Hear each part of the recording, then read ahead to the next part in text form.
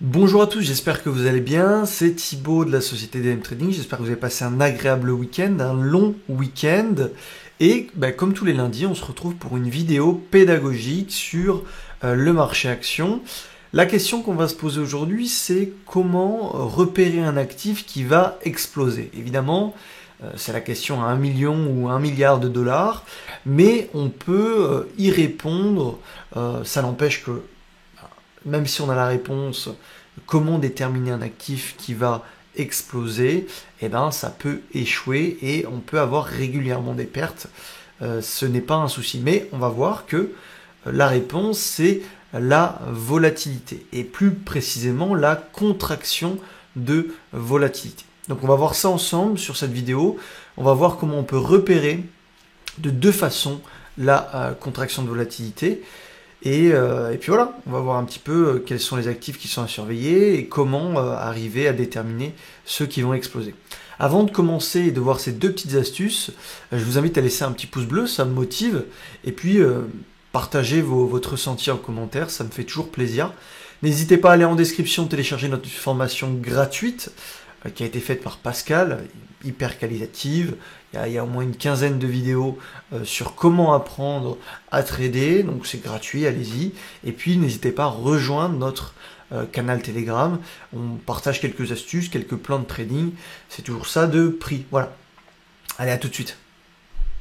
Donc la première façon, vous la connaissez peut-être déjà, et ça fait longtemps qu'on l'utilise à DM Trading, c'est l'indicateur de volatilité, les bandes de Bollinger. Okay, c'est un indicateur qui calcule la volatilité du prix en fonction d'une période.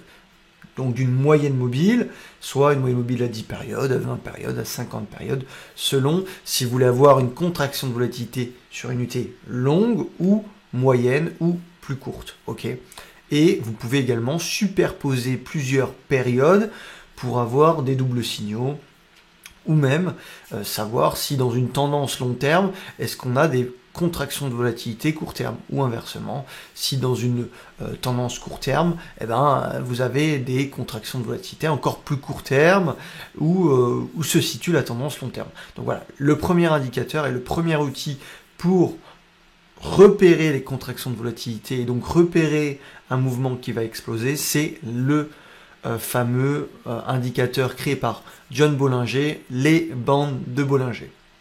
Donc c'est parti, on rajoute cet indicateur et on voit ça ensemble. Alors, vous pouvez ajuster les périodes ici, donc de base c'est calculé sur 20 périodes, donc par rapport à la moyenne mobile 20, et donc le prix, les bandes de bol vont s'adapter toutes les 20 périodes, donc tous les jours c'est mis à jour et vous allez voir une enveloppe qui s'adapte en fonction du prix. Et donc, comment repérer la faible volatilité, la contraction de volatilité? Eh bien c'est simple, en fait, c'est ce qu'on appelle à DM Trading une phase 1. Les bandes de Bollinger sont constituées de 4 phases. La phase 1, la phase 2, la phase 3, puis la phase 4. Et revient ensuite la phase 1. Et donc la contraction de volatilité est matérialisée par la phase 1. Alors à quoi ça ressemble sur le graphique? Parce que c'est bien beau de parler de la phase 1, mais à quoi ça ressemble? Ça se matérialise par les bandes de Bollinger qui s'aplatissent et qui deviennent parallèles. Okay, donc ici, vous avez une bande de bol qui s'aplatit et une qui s'aplatit. Okay, donc on a une phase 1 qui n'est pas très jolie, mais on a une phase 1. Okay, on a également une phase 1 ici, les bandes de bol s'aplatissent, se resserrent et sont parallèles. C'est ce qu'on appelle la phase 1. Okay, et elle nous indique qu'on a une contraction de la volatilité à 20 périodes. Si on veut la matérialiser sur des bandes de bol plus longues, on peut aller chercher des bandes de bol à 50 périodes. Okay, donc là, on avait une phase 1 sur des bandes de Bollinger à 20 périodes, mais on a également une phase 1 à 50 périodes. Okay, ce qui nous indique quoi? Ce qui nous indique qu'on a une double contraction de la volatilité sur 2 unités de temps, donc des poupées russes, et ce qu'on appelle communément à DM Trading un double signal, c'est-à-dire une contraction de volatilité sur 2 unités différentes, et celle-ci l'explosion de volatilité fait ouvrir les bandes de Bollinger sur les 2 unités de temps en même temps. Avant de parler de doubles signaux, ce genre de choses-là, voilà ce que c'est une contraction de volatilité avec les bandes de Bollinger. C'est simplement des bandes de bol qui se resserrent sur une période précise et à un moment donné, quand le prix va accélérer, elles vont s'ouvrir. Et nous, ce qu'on essaye de trader, c'est cette transition entre la phase 1 et la phase 2. Donc phase 1, contraction de la volatilité, phase 2, expansion de la volatilité. Notre but à nous, ce n'est pas de trader quand la volatilité est importante. Nous, ce qu'on veut, c'est avoir un risque faible et une probabilité importante. Donc, on trade la transition entre la phase 1 et la phase 2. Ce qui nous permet d'avoir quoi? Simplement un risque tout petit et un potentiel énorme. Et comme on ne va pas gagner à chaque fois, hein, on gagne peut-être 30, 40%, 50% du temps maximum, ce qu'on veut, c'est avoir des risques-rewards importants. Et la faible volatilité nous permet d'avoir des gros risques et des gros rewards et des faibles risques. Donc voilà à quoi sert la faible volatilité. Alors attention, hein, ça paraît brouillon, je vous ai mis ici sur le graphique 3 bandes de Bollinger différentes sur 3 périodes différentes. Simplement pour que vous compreniez comment les cycles fonctionnent entre eux. Dans un cycle, il peut y avoir une multitude de cycles. Okay, donc, vous avez un mouvement hebdo, admettons. À l'intérieur, vous avez un mouvement journalier, puis un mouvement 1 heure. Et donc, il y a des contractions de volatilité qui sont différentes. Vous avez des contractions de volatilité qui sont longues, des contractions de volatilité qui sont moyennement longues et des contractions de volatilité qui sont courtes.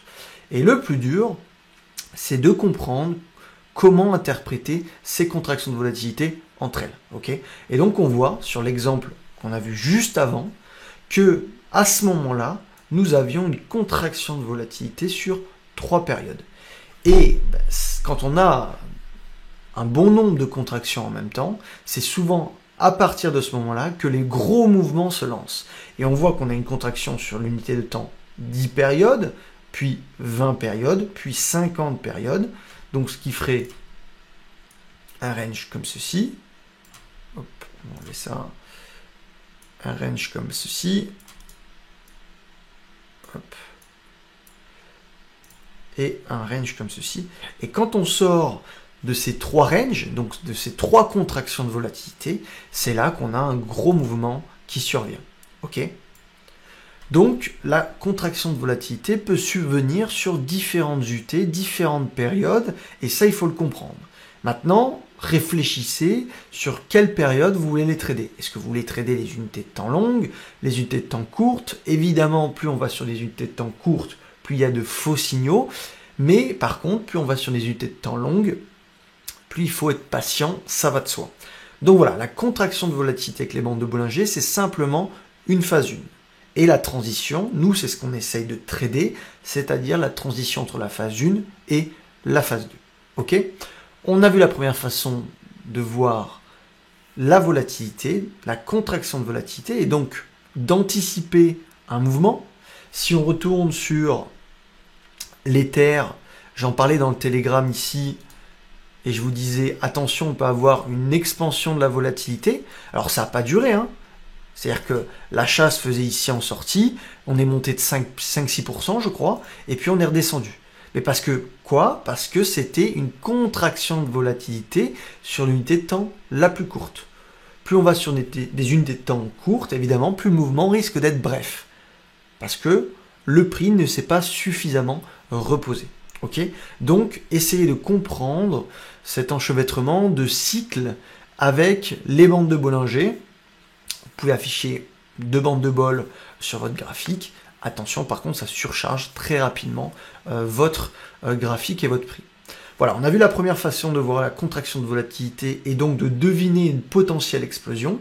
Maintenant, on va voir la deuxième façon qui est un peu plus difficile, mais qui est tout aussi intéressante. La deuxième façon, elle est moins évidente. Pourquoi? Parce que juste avant, on parlait de l'indicateur des bandes de Bollinger qui met en évidence cette contraction de la volatilité avec ce dont on parlait, la phase 1. Maintenant, la deuxième façon, c'est plutôt avoir une figure globale du marché, c'est-à-dire regarder le prix, comme ceci, et ce qu'on va essayer de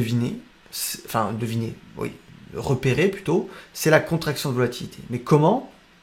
On va analyser le prix et se faire dans sa tête une moyenne de volatilité. Donc, ici, on a une volatilité qui est importante, et puis, pam, sur cette bougie, d'un coup, la volatilité se réduit. Okay, et souvent, vous avez les volumes qui sont en train de se réduire, donc une offre qui est en train de se réduire. On parlera de ça peut-être plus tard, dans une seconde vidéo. Donc, ce que je fais, c'est que j'ai une grosse photo du prix dans ma tête, j'analyse et je vois, ok, volatilité. Et là, paf, cette bougie, juste ici, faible volatilité. Et donc, on peut se dire qu'à partir de cette bougie-là, il peut y avoir un mouvement qui se déclenche. Ok, petit mouvement, voire quasiment rien, donc ça avorte, c'est comme ça, c'est pas un souci. Volatilité, faible volatilité, et puis là, faible volatilité, ok. Hop. Vous avez deux bougies ici, qui sont toutes petites, ok. Et vous avez une contraction de la volatilité. Alors, c'est pas facilement repérable, puisque c'est nous à analyser le prix. On n'a pas d'indicateur pour le moment qui puisse nous différencier la volatilité des bougies entre elles, mais visuellement, on doit pouvoir le voir. Alors, je vous supprime tout ça pour que vous compreniez et vous puissiez voir correctement le prix. Volatilité, faible volatilité. Volatilité, faible volatilité. Volatilité, faible volatilité. Volatilité, donc ça a bien lancé un mouvement. Faible volatilité sur ces deux bougies. Mouvement. Faible volatilité, mouvement. Faible volatilité, mouvement. Faible volatilité, quasiment rien.